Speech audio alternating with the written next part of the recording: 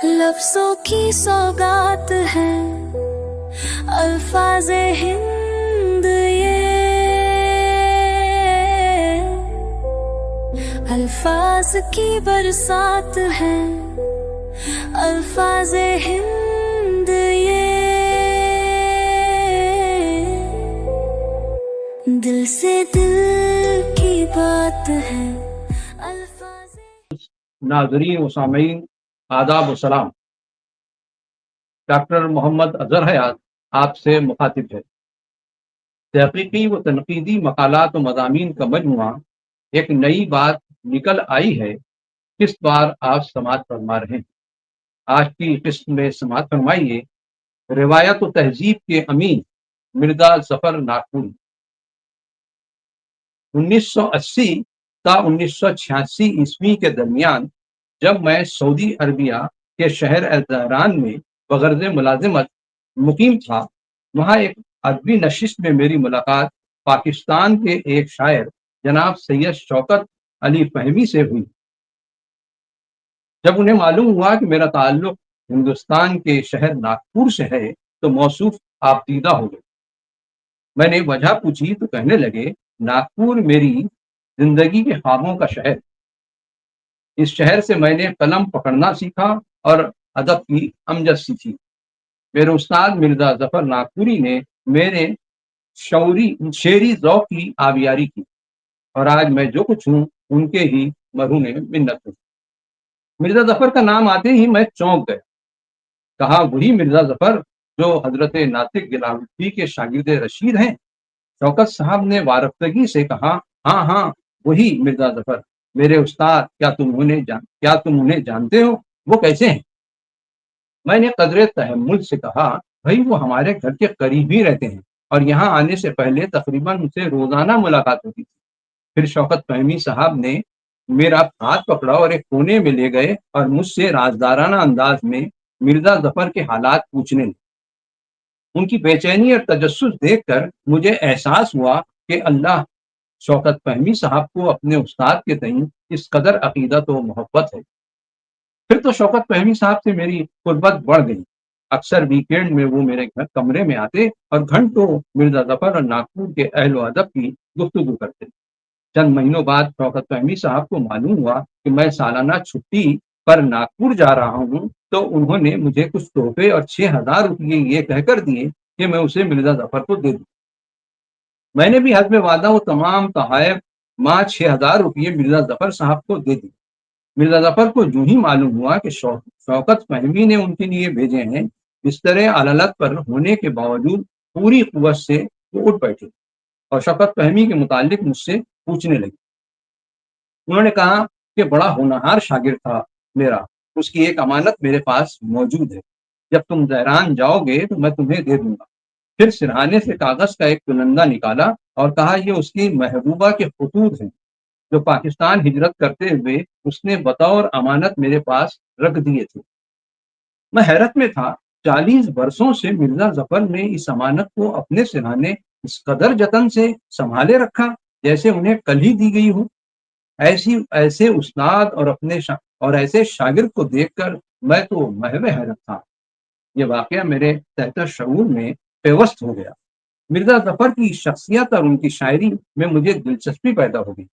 دراصل یہ وہ ہیں جن کا اوڑھنا بچھونا ادب تھا، جنہوں نے شعر و ادب کی آبیاری میں اپنا لہو صرف کر دیا تھا۔ نصرت و تندرستی میں بھی یہ سوء ادب کو مقدور بھر سنوارنے کی کوشش کی، اور اپنی ساری توانائی، اپنی ساری صلاحیت اردو شعر و ادب کے حوالے کر دی۔ ایسے مجاہد اردو اب کہاں ملیں گے؟ مرزا ظفر 19 ستمبر 1912 کو ناگپور میں پیدا ہوئے۔ ان کے والد مرزا امیر بیگ کا شمار صاحب ثروت اور متمول لوگوں میں ہوتا تھا۔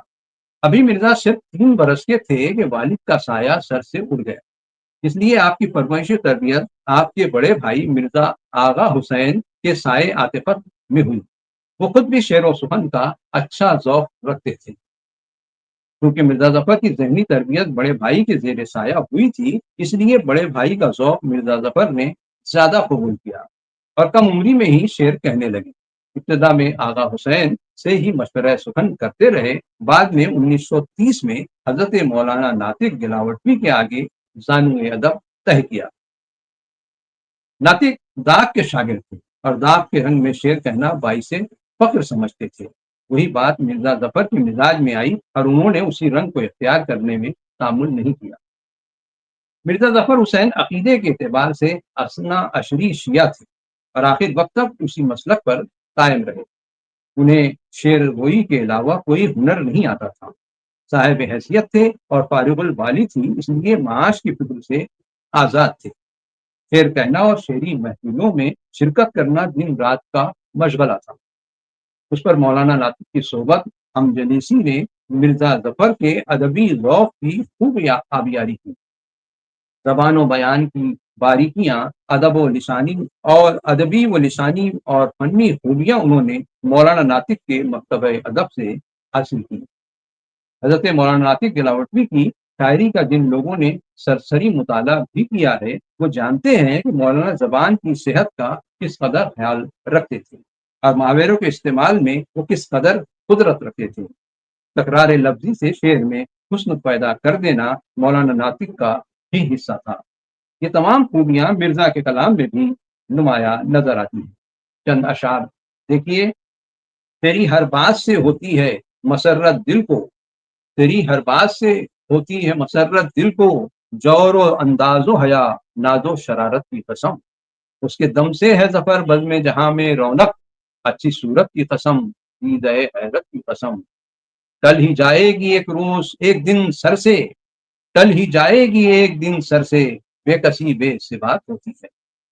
تم ہی سوچو کہ تم کو کیا کہیں گے دیکھنے والے، تم ہی دیکھو تم ہی زیبا نہیں گے بے رخی ہم سے، نبھائے جا رہے ہیں دوستوں سے وفاداری کو، جہاں میں اب فقط باقی ہے درد دوستی ہم سے، خدا بندہ اٹھا لے اب تو ہم کو، نکالے جا رہے ہیں اپنے گھر سے، کہاں ٹھانے کو جاتے ہو غضب آج، کہاں آنے کو جاتے ہو غضب آج، چلے ہو بن سنور کر تم جو گھر سے، اخبا کا ذکر چھوڑ کے دنیا کی فکر کی، یہ بھی نہیں ملی ہمیں وہ بھی نہیں ملی، کیوں آپ پر پڑے میرے غم کا کوئی اثر، تڑپا کہ مجھ کو آپ بھی تڑپا نہ کیجیے، اے اہل حسن مانگتے ہیں ہم زکات حسن، تم فرض جانتے بھی ہو اہل نصاب کے، آتے آتے آئے گی قدر محبت کی ان کو، میرے برے دن اے ہمدم جاتے جاتے جائیں گے۔ ان متفرق اشعار میں آپ نے محسوس کیا ہوگا کہ مرزا ظفر کو زبان پر کس قدر قدرت دسترس حاصل تھی، تکرار لفظی سے شعر میں کس قدر حسن پیدا کرتے تھے۔ ان کے کلام کو پڑھ کر زبان کا لطف بھی محسوس ہوتا ہے اور سماعت کو بھلا بھی معلوم ہوتا ہے۔ اس طرح بات میں بات پیدا کرنا داغ اسکول کی خاص پہچان ہے اور مرزا ظفر اسی اسکول کی آخری نشانی تھے۔ محاوروں کے برجستہ استعمال سے لفظ و معانی میں کس خوبی سے لطف پیدا کرتے تھے، چند مثالیں سماعت فرمائیے۔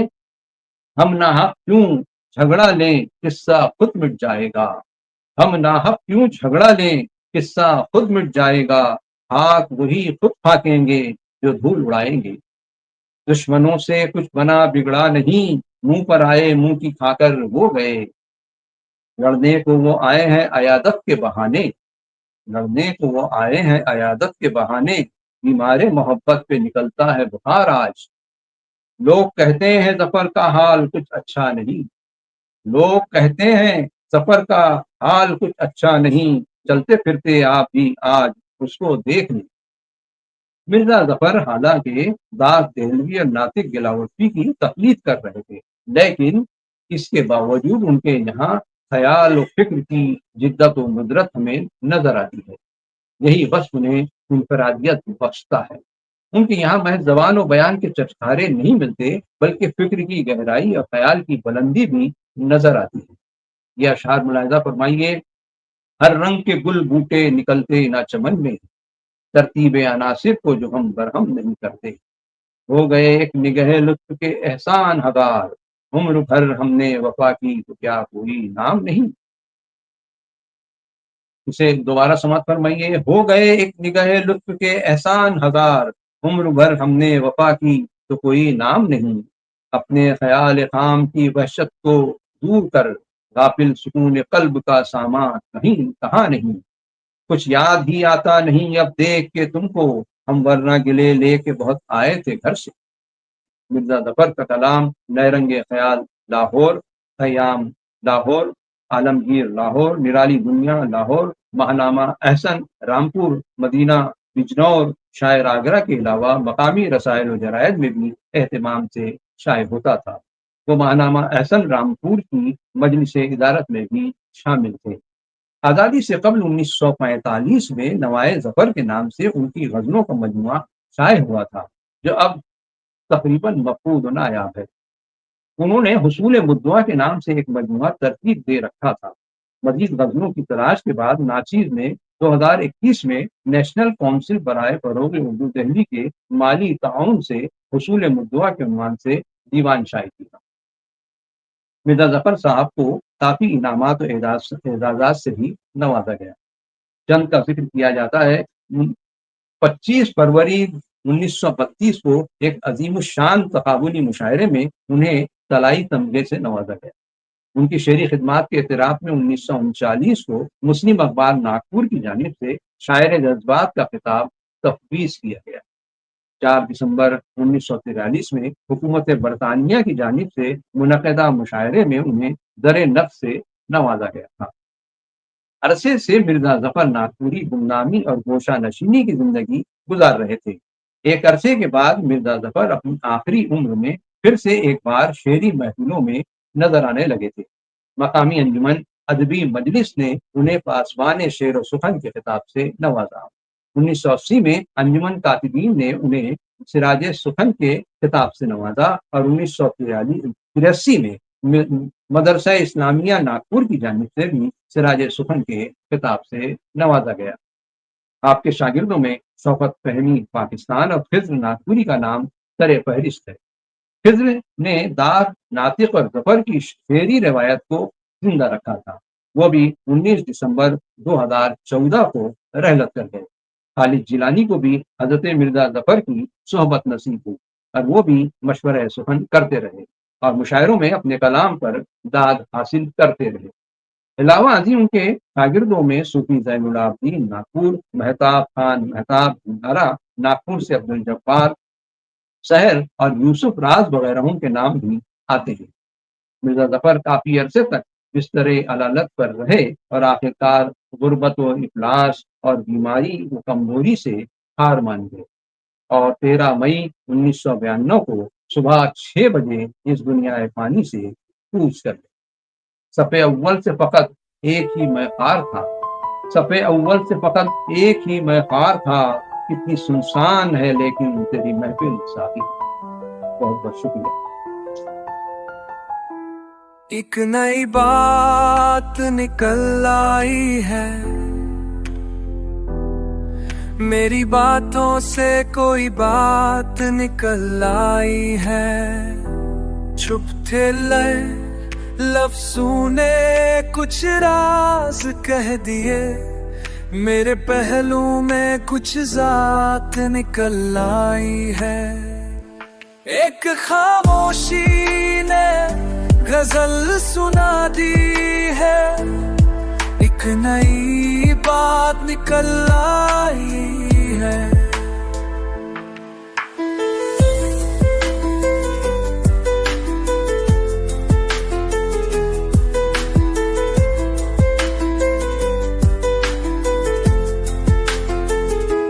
چلتے چلتے کہیں رک جانے کو جی ہوا، تیرے سائے میں گھر بنانے کو جی ہوا، بے وجہ سی ہنسی تیری دل کو بھا گئی، جیسے تنہائی سے ملاقات نکل آئی ہے، دھڑکنوں میں تیری